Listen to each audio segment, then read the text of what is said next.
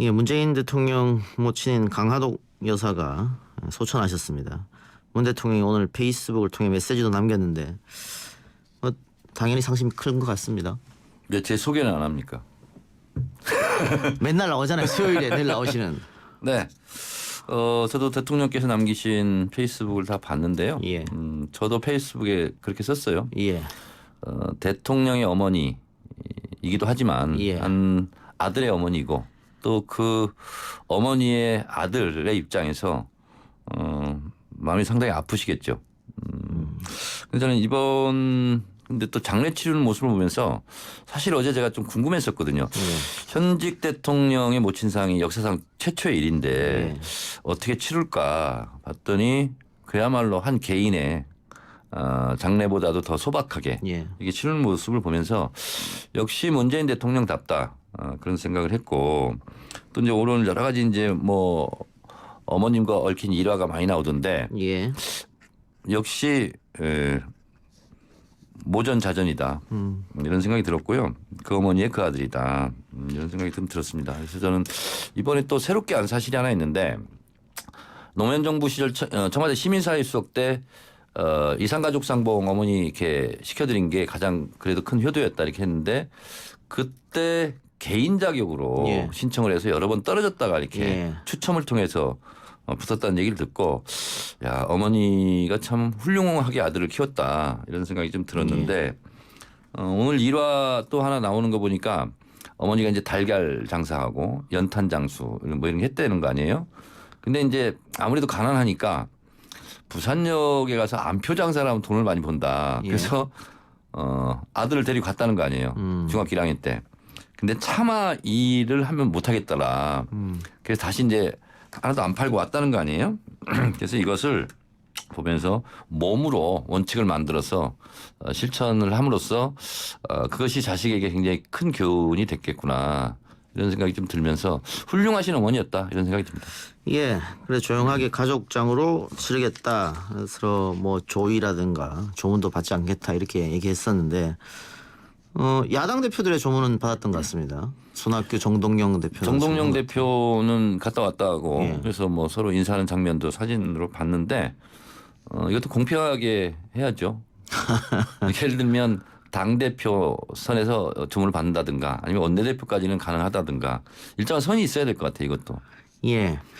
그래 어쨌든 야당 대표들의 조문도 있었는데 야당이 애도를 표하자마자 곧바로 공세 모드로 돌아서서 좀 각박한 거 아닌가 그런 생각도 들었습니다만은 자유한국당이 문재인 대통령 조롱 논란에 휩싸인 유튜브 동영상을 비공개로 바꿨다고 하던데 모친상 예우 차원이다 이렇게 이야기했습니다만은 근본적으로 이 동영상은 문제가 있는 게 아니냐 이런 지적이 많습니다. 의원님 혹시 보셨습니까? 뭐 장례 때문에 모친상의 예우찬에서 뭐 내렸다 하는 것은 뭐 그나마 다행이지만 이게 또 사실은 저는 비겁한 명분이라고 보고요. 예. 아니, 장례가 아니더라도 이런 걸 틀면 안 되죠. 그리고 문재인 대통령 문재인 개인이 아니잖아요. 문재인 대통령을 뽑아준 국민들 그리고 어쨌든 뽑든 안 뽑든 대한민국의 대표 아닙니까? 예. 그것은 국민에 대한 모독이고 조롱이다. 저는 그렇게 해석을 해도 무방하겠다. 그래서 매우 부적절한 동영상이었고 노무현 대통령 때 그 당시 한나라당 환생경제 그것도 예. 엄청나게 후폭풍이 있지 않았습니까? 저는 뭐 장례 이렇게 운운하면서 내렸다고는 하지만 어쨌든 뭐 지금 동영상은 뭐 다 본 것이고 그리고 다 뭐 거기서 내렸다고 해서 그게 뭐 안 돌겠습니까? 예. 박지원 의원도 지금 정전 의원처럼 한국당이 역풍을 맞을 것이다 얘기를 했고요. 지금 자유한국당이 조국 정국에서 민주당 지지율과 대통령 지지율은 떨어졌고 근데 그 지지율을 많이 흡수하지 못했다. 거기다가 패스트트랙 공천 가산점 또 뭐 장관 떨어뜨려서 표창장 상품권 계속 논란을 쌓고 있으면서 네. 스스로 점수를 까먹는 모습을 좀 보이거든요. 그러니까 이거를 알아야 됩니다. 노무현 대통령 탄핵 때 당시 한나라당이 탄핵에 성공했죠. 예. 그리고 당시 그 저희 당 국회의원들은 막 질질 끌려나가고 울부짖고 막 이러고 있을 때 박수치고 환호했거든요. 예. 그때 국민들이 돌아선 거예요. 그래서 이번에 조국 장관을 낙마시켜서 본인들은 뭐 승리했다, 뭐 성공했다. 그래서 환호 자격하고 표창장 주고 상품권 예. 돌리고 가산점 운운했는데 예. 그것이 바로 국민들의 분노를 터뜨리게 하는 지점이거든요. 그래서 제가 봤을 때는 본인들이 목표하는 바를 이루었으나 결국 지지율로는 그것이 올라가지 않는다라는 면에서 결과적으로 보면 자기들이 소전투에서는 이겼는지 모르지만 예. 전쟁에서는 패배한 거다 이렇게 생각합니다. 알겠습니다. 자, 또 하나 그 많은 우리 청취자분들이 궁금할 점이 어쨌든 한국의 대통령의 어머니가 돌아가셨는데 북한에서 조문단이나 혹은 조의를 할까? 어떻게 보세요? 저는 하는 게 마땅하다 예. 이렇게 봅니다. 예. 근데 이제 북의 입장으로서는 좀 이따 얘기를 하겠지만 금강산 관광 시설도 철거하고 막 약간 긴장도를 높여가고 있는 상황에 예. 이런 일이 벌어졌어요. 그러니까 좀 곤혹스러울 것 같아요. 근데 저는 예를 들면 정치와 경제가 분리되듯이 예. 정치는 정치고 예. 또 개인적인 도리를 다할 것은 다 하고 그래서 예. 그걸 분리해서 저는 조의를 표하는 것이 마땅하다 이렇게 봅니다. 이호 여사 돌아가셨을 때도 그때 남북 관계가 그렇게 썩 좋다 이렇게 볼 수는 없었잖아요. 근데 네. 결국은 대표단을 보낸 거지 않습니까? 그렇죠. 정중하게 뭐 조화도 보내고 예. 이렇게 했는데 뭐 보내는 게 마땅하다고 봅니다. 예. 자, 남북 관계 이야기는 잠시 후 다시 하기로 하고요. 오늘 이해찬 민주당 대표가 기자회견을 열었는데 국민께 매우 송구하다. 젊은이들의 마음을 살피지 못했다 이렇게 했습니다. 네. 결국은 대국민 사과 같은 모양새가 됐는데 네. 조금 늦은 것 아니냐. 그러니까 처음에 이런 사태가 불거졌을 때 당이 나서서 먼저 청와대에 건의했어야 되는 거 아니냐 이런 지적이 있는 것 같습니다. 저도 그 오늘 기자회견하는 것을 생방송으로 지켜봤는데 왜 이렇게 늦어졌냐 했더니 러시아에 갔다 왔다 일주일 동안 이렇게 이제 말씀을 하시던데 저는 다 공개적으로 말할 수는 없지만 예. 모든 게 타이밍이라는 게 있는 것 같아요. 예. 만약에 그때 그랬으면 또 조국 수호를 외쳤던 수많은 국민들에게 또 다른 방향에서의 상처 또 이런 예. 것도 있을 수 있고 예. 그래서 정치라는 것이 타이밍의 예술이라고 그러는데 저는 그 타이밍은 적절했다 이렇게 보고 있습니다. 예. 그러니까 당시에 만일 그렇게 청와대랑 다른 길을 걸었다면 민주당 핵심 코어층에서 또 들고 일어났을 거기 때문에 당의 분열이라든가 예. 지금 문 대통령과 민주당을 지지하는 지지자 사이에서 또 다른 분열 이런 게 있었을 수도 있어요. 예. 그래요. 자, 그러면서 일부 당내 의견은 쇄신이 필요하다 이런 얘기가 있다고 하고 지도부가 책임져야 한다 이런 얘기도 있다고 하는데 이게 현실적으로 선거 코앞에 두고 지도부 책임론이라는 것은 예. 너무 나간 얘기고요. 예. 그리고 뭐 사실 우리가 일신 우일신이라는 말도 있듯이 항상 새로워져야 되는 거죠. 예. 그런 면에서 봤을 때 총선을 앞두고 일신 우일신의 차원에서 당의 면모를 좀 더 개혁적으로 좀 더 국민에게 다가가는 방법으로 하는 것은 너무나 당연한 얘기인데 마치 이제 이런 얘기들이 나오면 뭐 당이 분열되는 거 아니야? 예. 또 뭐 집안 싸움 하는 거 아니야? 이렇게까지 이제 언론을 확대 예. 하면서 이제 갈등 유발적으로 기사를 쓸 것 같은데 그런 일은 없을 것 같습니다. 예. 자, 이제 문재인 대통령 임기가 절반을 돌아서는 시점입니다. 엊그제 정의당 김종대 의원이 우리 방송 출연했고 또 어제는 개그맨 강성범 씨가 출연해서 이번 국회는 자기들 인생에서 봤을 때 최악의 국회다라고 하는데 혹시 동의하십니까? 근데 원래 국회가 끝날 때쯤 되면 모든 언론은 이번 국회가 최악의 국회다. 이게 이제 소위 말하는 달력 기사입니다. 예. 달마다 달력 넘기면서 항상 예. 하는 건데 달력 기사적인 측면이 있다라는 거고 또 하나는 이 다당제로 운영됐지 않습니까? 그렇기 때문에 국회가 생산적으로 뭘 합의 내기가 좀 어려운 구조적인 측면도 좀 있었다. 예. 또 하나는 헌정사상 뭐 드물게 대통령이 탄핵되고 조기 대선으로 문재인 대통령이 갑자기 되다 보니까 그런 국민적 바램과 국회는 시간차가 있었죠. 예. 그 촛불혁명 이전의 국회 의석으로 그냥 갔지 않습니까? 그러니까 대통령 행정 권력은 국민의 손에 의해서 바뀌었는데 국회 권력은 그 이전에 그냥 구성된 걸로 가다 보니까 시대 상황과 좀 엇박자 이런 게 또 있었던 것 같고요. 그리고 또 그러다 보니까 이제 뭐 법안 통과율도 최저치를 기록했다. 예. 30%에도 못 미쳐가지고 그런 면이 있는데 제가 봤을 때는 제가 속해 있던 19대 국회 보다는 예. 좀 효율성은 떨어졌던 예. 것 같습니다. 그러니까 수치로 봐서도 방금 말씀하셨습니다. 법안 통과율이라든가 추경도 사상 최초로 많이 늦어졌죠. 네네. 뭐 국정감사도 그렇고 그래서 그런 얘기가 안 나오는가 싶습니다. 남북 관계 이야기 해보죠. 예, 북한이 우리 측이 제안한 실무회담. 북한 측에서 페이퍼로 하자 해서 우리가 만나서 얘기하자 했는데 다시 싫다. 그냥 페이퍼로 하자 이렇게 됐단 말이죠. 네. 어떻게 해석해야 될까요? 밀당 중이에요 여전히. 예. 밀당 중이고 그리고 이제 금강산 관광 시설 저도 거기 여러 차례 가봤습니다만 굉장히 뭐 낡고 폐허처럼 이제 돼버렸기 예, 때문에 예, 예. 사실은 뭐 미관상 좋지도 않은 건 사실입니다. 예. 그런데 북한 경제는 제가 알고 있기로는 대북 제재가 있지만 더 좋아진 걸로 제가 알고 있거든요. 예. 그리고 우리는 금강산에 못 가지만 중국을 통해서 관광객은 많이 늘었다는 예. 얘기를 들었어요. 예.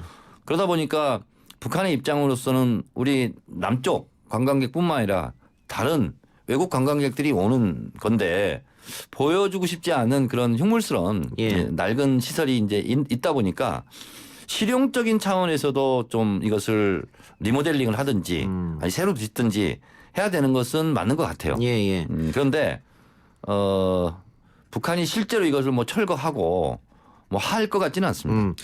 그러니까 지금 의원님 말씀처럼 오늘 통일부가 언론에 공개한 사진을 보면 외금강 호텔 내부가 부서져 있고 골프장은 풀이 무성하게 자랐고 이산가족 면에서는 곰팡이가 쓸려져 있고 오랫동안 쓰지 않으니까 그럴 수밖에 없는 거잖아요. 당연합니다. 예. 폐허처럼 버려져 있었으니까. 그런데 또 그 현재 미국인이나 중국인 관광객들이 가서 금강산을 보고 있긴 하거든요. 네, 네. 그런 면에서 김정은 위원장이 그런 말을 한 것 같은데 지금 김정은 위원장이 철거를 얘기하면서 남쪽 동포들이 금강산에 온다면 언제든지 환영한다 이런 메시지를 남겼단 네. 말이에요. 그리고 지금 우리 민간 차원에서 금강산 관광객 민간에서 모집하겠다. 통일부 허가해달라. 네. 이런 움직임도 또 있단 말이에요. 그러니까 이런 거죠. 올 신년사에서 얘기를 했잖아요. 북한이 이제 미국에게는 새로운 셈법을 요구를 했고 그리고 금강산 개성은 조건 없이 열자 이렇게 얘기했거든요. 근데 이제 우리와 달리 북한 같은 경우는 최고 존엄 김정은 위원장이 말했는데 이게 예. 진척이 없어요. 그러니까 북한 김정은 위원장으로서 인민들 보기에 면이 좀 안 서는 면이 있어요. 그렇기 때문에 그런 지도자상에 좀 손상이 될 수도 있기 때문에 저는 내부용 그 발언일 수도 있겠다 예. 이런 생각이 좀 들고 그리고 실제로 금강산 이쪽으로는 우리는 못 가지만 뭐 중국이라든가 다른 외국에서는 많이 가고 있으니 그 시설 이용도 못하는 시설이잖아요 지금. 예. 그래서 그런 부분에 대해서 좀 짜증을 낸 것 같습니다. 예. 근데 어쨌든 우리 정부는 좀 창의적 해법을 가동하겠다 이런 얘기를 했는데 지금 이 상황에서 창의적 해법이 과연 나올 수가 있느냐. 뭐 만나주질 않는데 어떻게 창의적 해법을 활용하느냐. 그러니까 이제 민관 분리 이게 이제 창의적 해법이 될 수도 있고요. 그래서 여기서 자율적으로 민간인들이 가겠다라고 신청을 하고 받아들이는 이런 게 하나 있을 수 있고 또 하나의 창의적 해법은 이게 사실은 금강산 개성은 우리 정부 이명박근혜 정부 때 행정명령으로 한 거거든요. 그래서 유엔 제재하고는 관련이 없습니다. 예. 그래서 이 부분에 대해서는 이제 북한이 이렇게 나오는 것은 미국을 잘 설득해서 유엔 제재 대상도 아니니 남북이 좀 남쪽이 좀 주동적으로 해서 미국을 설득해달라. 이거에 대한 압박용인 것 같아요. 제가 봤을 때는. 예, 예. 그런 면에서 우리 정부에게 더 분발을 촉구하는 그러한 강력한 메시지다. 예. 근데 그렇다면 우리 정부에게 미국에 가서 잘 좀 설득을 해서 이것은 좀 열자라는 또 전향적인 자세라고 해석할 수도 있겠습니다. 예. 지금 뉴스 나온 거 보니까는 북한의 이번에 동아시아 축구 대회도 불참한다 이렇게 통보를 해왔다고 하는데 남북 관계가 계속 좋지 않은 방향으로. 그러니까 북한으로서는 연말을 계속 연초부터 강조를 했거든요. 근데 연말이 이제 2달밖에 안 남았잖아요. 시기적으로 상당히 지금 급박한 거예요. 예. 그러다 보니까 김계관 외무성 고문까지 나서서 지금 뭐 강원 전략을 다 함께 지금 쓰고 있죠. 결국은 미국하고의 관계가 중요한데. 그렇습니다. 실무회담 언제 열려요? 김정은 위원장으로서는 예. 이 단기나 중기적인 관점에서 본다면 급할 게 없어요, 사실은. 트럼프가 급하면 급했죠. 여기는 북한은 선거가 없잖아요. 예. 그냥 종신 대통령 아니에요. 근데 트럼프 입장도 지금 미국 내 정치 상황이 워낙 좋지 않기 때문에 네. 과연 북한에 예전처럼 신경을 쓸 수 있느냐. 그러니까 트럼프 대통령은 이거죠. 자기가 몰리는 것 같으니까 밀려서 하고 싶지는 않은 거죠. 예. 트럼프 대통령이. 예. 그러면서 저거 뻔하게 저거 대선 득표 때문에 저러는 거다. 예. 라는 인상을 주지 않고 모양새 좋게 가져가려고 하기 때문에 트럼프 대통령으로서는 거기에서 이제 좀 버티기가 있는 것 같고 예. 김정은 위원장 입장에서는 트럼프 대통령이 미국 내 국민들에게 갖는 위상보다는 훨씬 더 높지 않겠어요. 예. 1인 체제에 있다 보니까 그러다 보니까 진짜 스타일국이고 싶지 않은 거고 그 가운데에서의 밀고 당기기가 치열한 지금 수싸움이 예, 벌어지고 예. 있다 이렇게 봅니다. 철없는 대학생들의 연애 같은 모습이 같기도 합니다. 둘이 뭐 좋은 관계고 사랑한다는 사이니까. 밀고 당기기 너무 심한 것 같아요. 네. 알겠습니다. 의원님 말씀 오늘 여기까지 듣고 다음 주에 뵙겠습니다. 수고하셨습니다. 고맙습니다. 네, 1부 순서 여기서 마치고요. 저는 2부 신신법정클럽 2명의 변호사와 함께 돌아오겠습니다.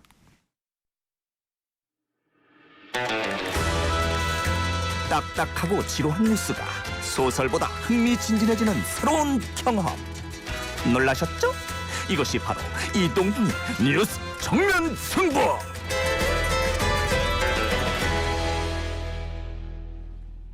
YTN 라디오 이동영 뉴스 정면 승부 2부 시작하겠습니다. 신신법정클럽 신유진 변호사, 신장식 변호사 나왔습니다. 어서 오십시오. 네, 안녕하세요. 안녕하세요. 갑자기 클러버가 됐네요. 클러버 신장식입니다. 예. 신장식 변호사 우리 방송 두 번째죠. 네, 그렇습니다. 네. 예. 첫 번째 하고 어떻던가요? 뭐 그 사실 말을 너무 빨리 한 게 아닌가 하는 생각이 예, 좀 들었어요. 예, 예. 우리 신유진 변호사님도 말이 좀 빠르신 것 같은데 저도 덩달아서 그냥 고삐를 당기는 바람에 두 분도 지금 TBS 김어준 씨 방송 나가는 걸 알고 있는데 네네. 그 진행자보다 제가 낫죠. 말도 다 들어주고 그럼요. 중간에 자르지도 않고 네. 그럼요. 네, 훨씬 제가 훌륭한 진행자다 이런 생각이 다시 한번 들면서 어제 저희가 최강병기 시간에 군인권센터가 발표한 계엄령 문건 이야기를 했습니다. 군인권센터는 계엄령 문건의 발단은 황교안 권한대행체제 아래 청와대에 있다는 점, 그리고 이전 합수부가 계엄령 문건 관련해 부실 수사를 했다 이렇게 이야기했는데 어찌됐든 간에 핵심 키를 가지고 있는 인물은 조현천 전 사령관이다. 네. 이 사람이 다 알고 있을 거 아니에요. 네. 본인이 작성을 했든 어디서 지시를 받고 했든 네. 안 잡는 겁니까? 못 잡는 겁니까? 두 분 어떻게 생각하세요?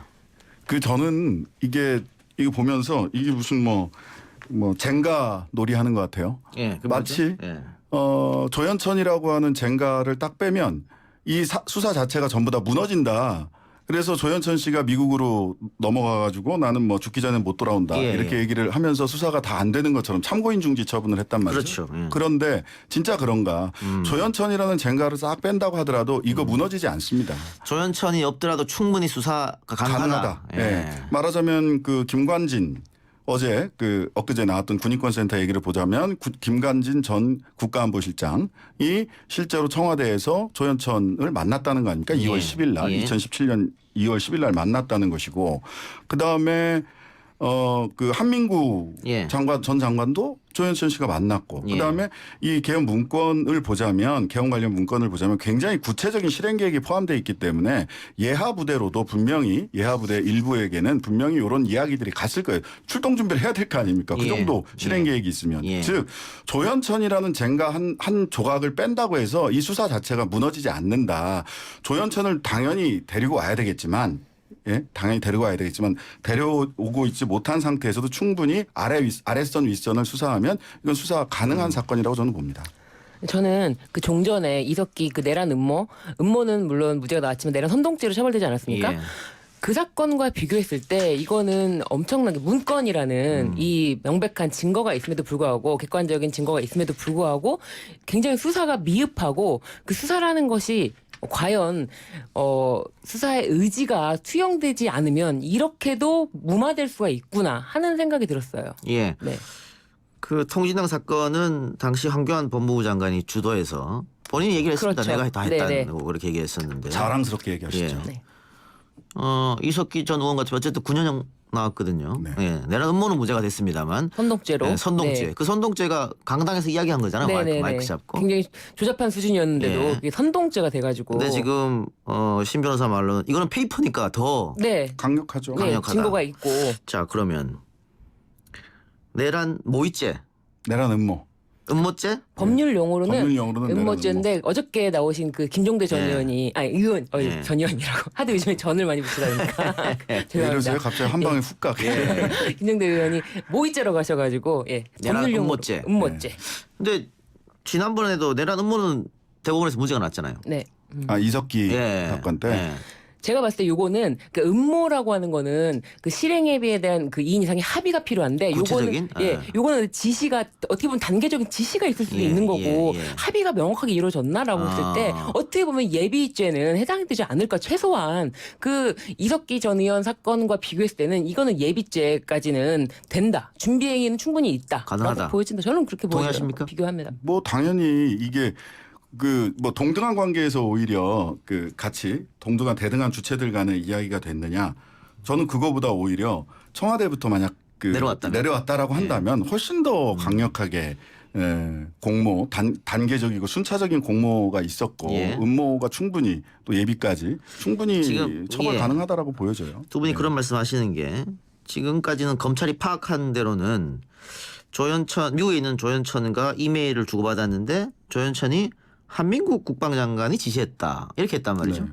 그런데 이번에 그 문건을 보면 김관진 안보실장을 만났기 때문에 일주일 전에 일주일 전에 그렇다면 청와대 라인으로 타고 오다가 내려온 거 아니냐. 그렇죠. 그렇죠. 이렇게 의심할 수 있다 이 말씀이잖아요. 이게 충분히 그런 정황이 보이는 거죠. 만약 그 군인권센터의 폭로가 그 뭐 다수의 복수의 진술 예. 인이 있었다 내부 고발자가 있었다라고 얘기를 하니까 그것이 확인된다면 사실 이 정도로 군인권센터에서 진술을 했다면 이야기를 했다면 검찰 수사가 진행된다면 당연히 참고인으로 그분들이 가서 진술을 하고 그 진술되는 정황에 따라서 물증을 확보해가는 단계를 거쳐가면 그러니까 정석대로 수사하면 돼요. 예. 근데 지금은 조현천이 안 나왔기 때문에 사건을 중지했고 참고인 중지까지 시켜가지고 참고인들도 다 조사 안 하고 있다. 이거는 그럼 검찰의 수사 의지가 없다 이렇게 보시는 겁니까? 그렇게 보이는 거고요. 그런 측면에서 보자면 다시 돌아가 보자면 검찰의 수사권과 기소권을 독점하고 있는 것 그리고 기소 독점권 예. 그리고 기소 편의주의, 기소 재량권, 기소를 할 수도 있고 안 할 수도 있고 예. 덮을 수도 있는 이 권한이 검찰에 완전히 그 독점돼 있다는 것 자체가 이러한 상황을 초래한 제도적인 문제점이다라는 게 다시 한번 확인되는 사건이죠. 예. 어떻게 될 것 같습니까? 검찰이 계속해서 이 사건을 다시 조사하지 않을 것 같습니까? 어떻습니까? 재수사 필요성이 지금 충분히 지금 언론에서 계속 나오고 얘기가 나오고 있고 예. 재수사 얘기에 대해서 지금 멈출 수 없는 뭐 이렇게 한번 뭐 언론에서 얘기가 나오면은 예. 또 검찰은 또 이에 대해서 요즘에는 특히나 이제 검찰 수사권 조정과 관련해서 그 공수처 설치와 관련해서 굉장히 예민하게 반응하고 있기 때문에 언론에서 계속 이런 보도가 나가면은 검찰은 이에 대해서 반응을 안 할 수는 없다. 저는 그렇게 보여져요. 이럴 때 말이죠. 예. 경찰이 검찰에서 안 한다면 제가 하겠습니다. 하고 한번 나서주면 얼마나 국민들에게 박수를 받을까. 그래요. 좀 지켜보고요. 다른 이야기 해봅시다. 방송금지 가처분 소송을 당했던 PD수첩 법원에서 익명으로 처리하고 방송 내보내라 해서 방송이 나갔고요. 2012년 발생한 스포츠서울 주가 조작 사건을 재조명했는데 당시 사건에 연루되었던 상상인 그룹의 유준원 회장 스포츠서울 주가 조작 사건으로 가장 큰 큰 수익을 얻었음에도 수사 대상에서 제외됐다. 이런 내용이었습니다. 검찰과 이 상상인 그룹 유준원 회장 쪽 양쪽 다 그 어제 방송 내용에 대해서는 반발한 것 같은데 네. 어제 방송 내용을 조금 정리 좀 해주시죠. 네, 이 2012년도 스포츠 서울 주가 조작 사건 당시에 가장 큰 수익을 얻었다고 하는 그 유준원 회장에 대해서 그 당시 유 회장의 이름이 147차례나 등장을 했는데 검찰 예. 자료에 그리고 검찰에서는 그 유준원 회장이 이익을 얻었던 그 금액의 원단위까지 적혀 있다고 합니다. 그래서 2015년도에 사건에 줄줄이 연루되어 있음에도 불구하고 기소되지 않는 조사조차 참고인 조사조차 받지 않았다고 합니다. 네. 예. 문제는 그런 사람이 왜 이렇게 수사 대상에서 제외됐을까?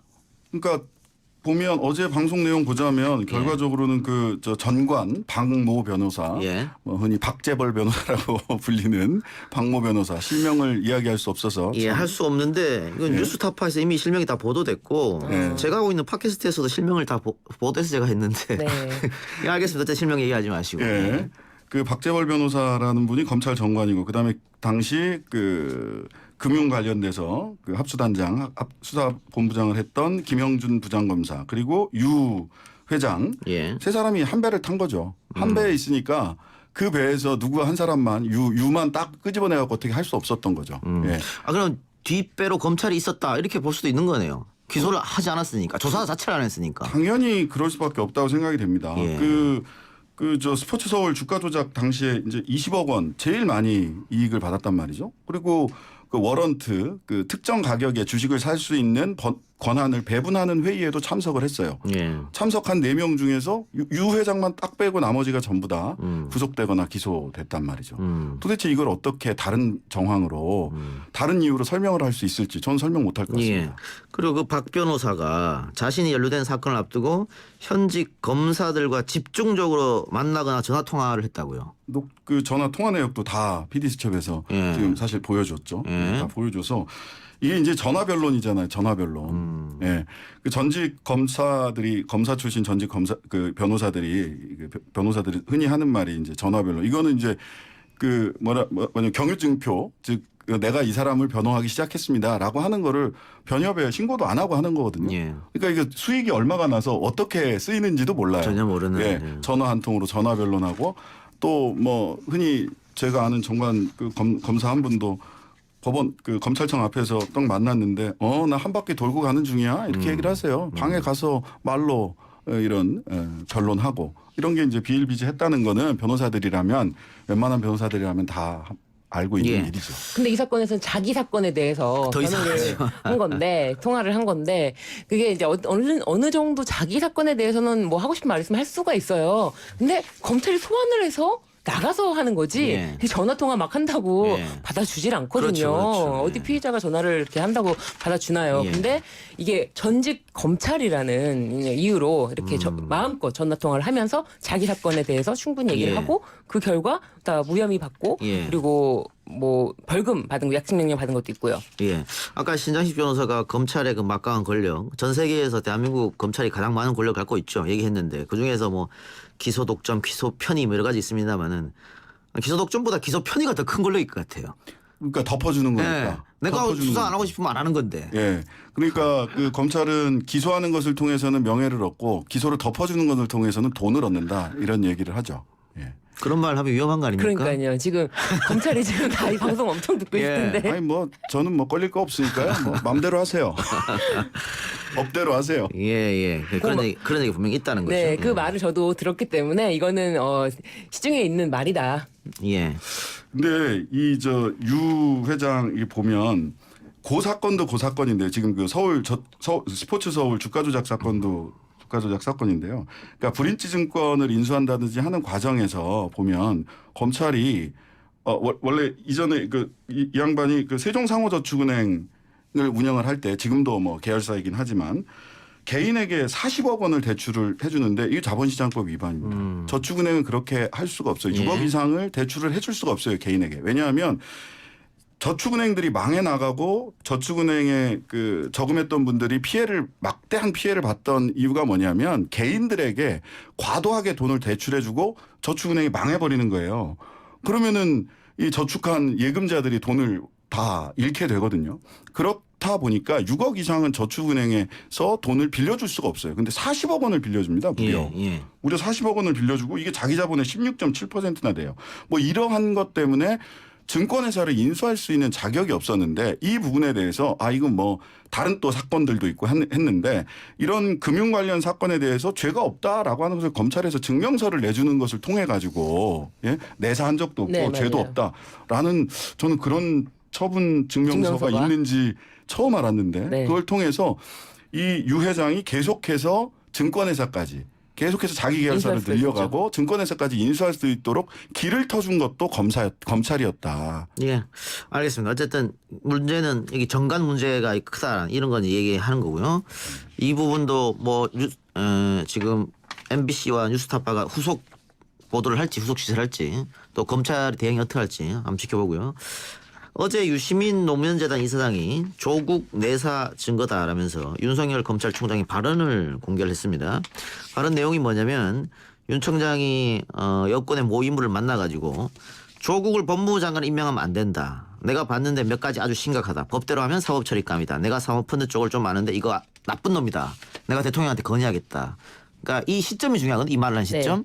네, 맞아요. 그 자유한국당에서 조국 전 장관을 고발하기 전에 네. 했단 말이죠. 네. 그러니까 고발도 하기 전인데 윤 총장이 이걸 어떻게 다 알았을까? 사모펀드 문제라든가 이 문제. 그리고 우리 형사법의 대원칙이 무죄 추정의 원칙 아닙니까? 네. 그런데 아주 나쁜 놈이다. 이렇게 사법처리감이다. 네. 이렇게 이야기하는 게 옳은가? 검찰총장이. 예, 그게 네. 하나 있고요. 네. 또 하나는 이게 지금 유시민 이사장이 이 정도로 얘기했으면 녹취록이 있는 것 같은데. 예. 그 녹취록은 어디서 구했을까 이런 생각도 있고 어떻게 보셨습니까? 제가 봤을 때 그런 생각이 들더라고요. 유시민 이사장님께서 하시는 말씀은 굉장히 합리적으로 사모펀드 의심이 이때 나오기 전이었거든요.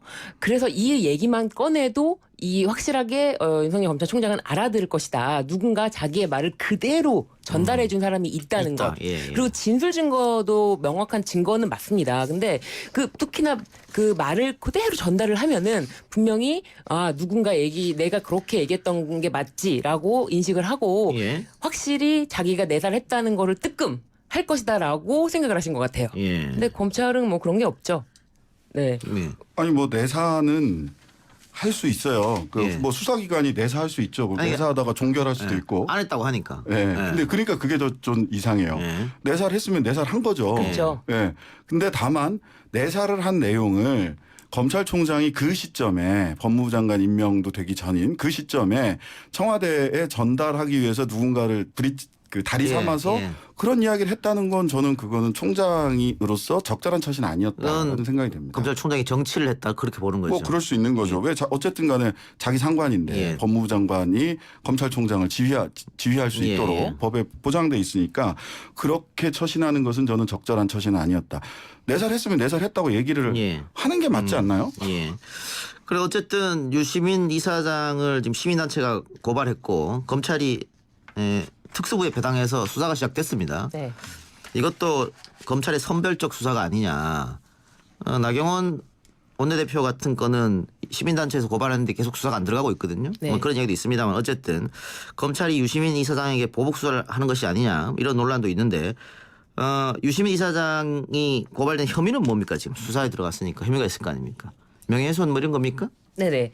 그 알릴레오를 통해서 그 관련자들의 명예훼손 혐의와 그 표창장 의혹이 불거진 이후에 최성해 동영대 총장에게 전화를 해서 특정 진술을 강요한 혐의라고 합니다. 예. 저는 좀 말이 안 된다고 생각을 하는데 이게 지금 특수부에서 조사할 사건인가 명예훼손가 그리고 이 진술을 강요했다 이런 것도 좀 너무 답답해서 좀 여기서 좀 한숨이 약간 나오더라고요. 예. 근데 이게 뭐 이제 고발 내용을 이렇게 한 거고 실제로 검찰이 혐의를 어디에다 두고 있는지는 또 뭐 검찰 수사를 지켜봐야 될 문제입니다만은 근데 특수부는 그 고발 사건 수사라고 만들어 놓은 데 아니거든요. 예. 인지 수사하고 예. 확실하게 기획 수사하고 예, 재벌, 뭐 부패, 뇌물 이런 사건 그런 거 수사하는 거죠. 수사하라고 하는 데거든요. 근데 굳이 이거를 뭐 자기들은 검찰에서는 이러저러한 사정이 있어서 뭐 일부러 한 게 아니라 특수부에 하다 보니 그렇게 된 거다. 관련 사건이라서 배정을 한 거다라고 하는데 그러면은 이거 관련해서 이렇게 그 다른 나경원 원내대표나 이런 분들도 특수부에서 압수수색 한 70군데씩 90군데씩 하면서 하는지 지켜볼 일입니다. 알겠습니다. 자, 청취자 질문 하나 듣고 네. 마치겠습니다. 3116번님께서 개헌 문건이 뭐가 문제죠? 정부로서 여러 방안을 강구하는 것 당연한 거 아닙니까? 이런 질문 주셨습니다. 자, 짧게 20초 안에 답변해 주세요. 아니 여러 상황이라고 하더라도 당시 탄핵 결정을 앞두고 있는 예. 상황에서 그리고 그 내용 보면 그 계엄 해제를 요구할 때 이것은 국회의원으로서 정당하게 계엄 해제 요구할 수 있는 거거든요. 예. 그때 야당 국회의원들을 발을 묶고 체포하고 체포한다 못하게 그랬죠. 한다. 예. 이거는 내부 친위 쿠데타 모의 문건이다. 예. 이렇게 봐야 되는 예, 겁니다. 쿠친이 쿠데타였다. 알겠습니다. 이 원래 지금 강제징용 이야기를 하려고 했었는데 시간이 없네요. 다음 주에 합시다. 예, 얘기. 예. 네, 지연된 정의는 정의가 아니다. 돌아가시기 전에 꼭 이거 배상 받아야 된다. 이런 말씀 남기고 싶습니다. 두 분 수고하셨습니다. 예.